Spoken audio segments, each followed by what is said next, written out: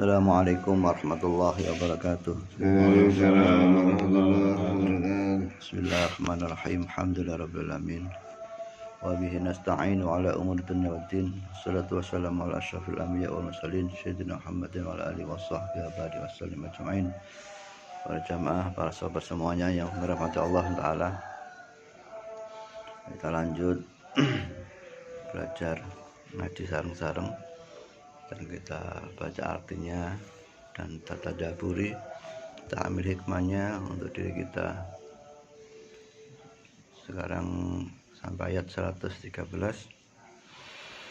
A'udzu billahi minasy syaithanir rajim. Bismillahirrahmanirrahim.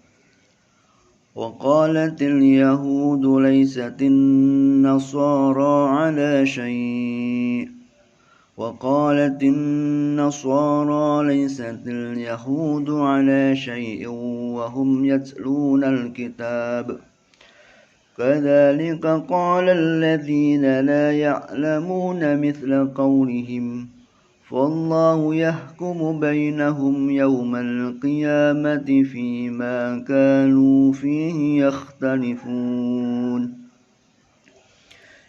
Dan orang-orang Yahudi berkata, orang-orang Nasrani itu tidak mempunyai suatu pegangan.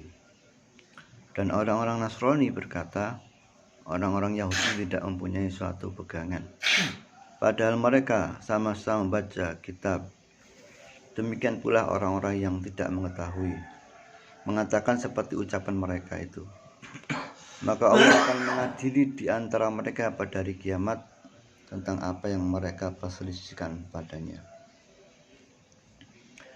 Diriwayatkan oleh Ibnu Hatim dari Said atau Ikrimah yang bersumber dari Ibnu Abbas bahwa ketika orang-orang Nasrani Najran menghadap Rasulullah SAW, datang pula lah padri-padri kaum Yahudi. Mereka bertengkar di hadapan Rasulullah.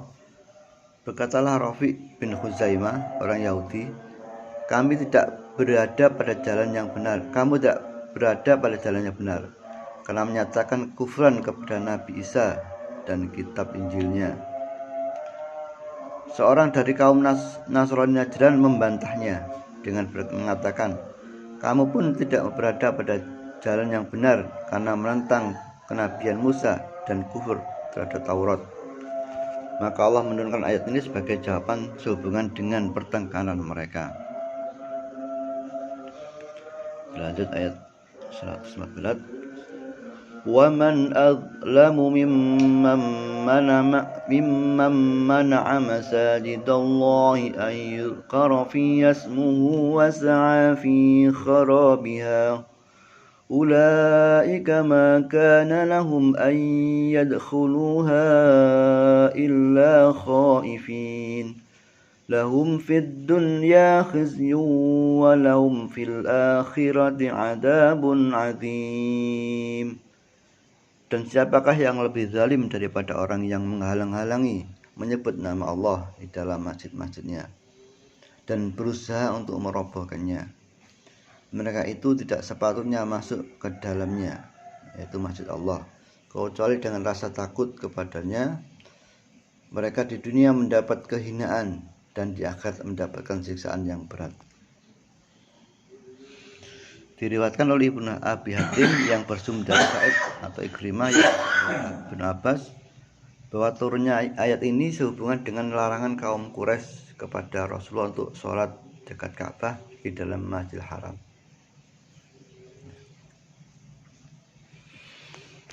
Al-jamaah yang terhormati Allah,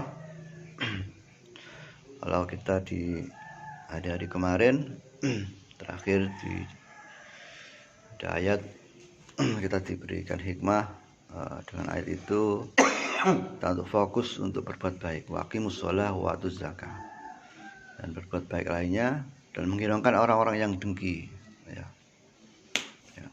Kita ikut atau fokus mengikuti perintah-perintah Allah. Ya, orang yang dengki itu siapa? Dari ayat ini adalah orang Yahudi dan orang Nasrani, atau lebih banyak orang Yahudi diceritakan sebelumnya. Ya, kita tetap ikut-ikuti Rasulullah, mengikuti Islam, mengikuti Al-Quran, tidak menghiraukan kedengkian mereka. Di ayat ini waktu kita ambil hikmahnya, kita harus tetap bersyukur ya. Bersyukur menjadi hamba Allah yang beriman, dipilih menjadi Allah yang beriman. Kenapa? Karena di antara orang-orang yang diberikan kelebihan oleh Allah, belum tentu mendapatkan hidayah sehingga mengikuti iman, mengikuti Islam ya. Nah, contohkan orang Yahudi, orang Nasrani yang mereka diberikan kelebihan oleh Allah, diberikan keutamaan oleh Allah, mendapatkan kenabian. Jadi Yahudi yang diakui Nabi Musa, orang Nasrani Nabi Isa ya. Mereka punya kitab ya. Tapi dengan kitab yang mereka peroleh ya, mereka tidak mendapatkan petunjuk hidayahnya ya. Jadi patut bersyukur pada kita menjadi hamba yang mendapatkan nggak hanya iman tapi juga hidayah dari Allah ya. Sehingga ayat ini setiap doa kita dalam sholat itu kan sebenarnya mengacu pada ini. Ihdinas siratal mustaqim, siratal ladzina an'amta 'alaihim. Ya Allah, tunjukkanlah kami ke jalan yang lurus. Ini pasti setiap hari kita ulang-ulang ya.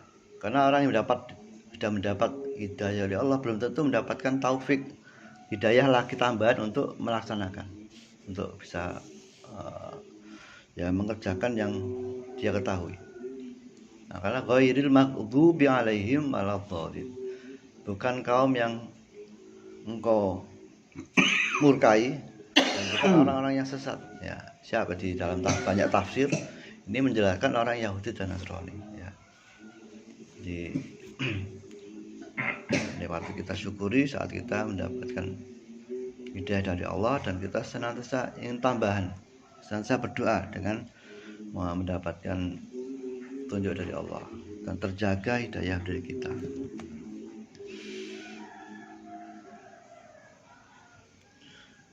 Dan di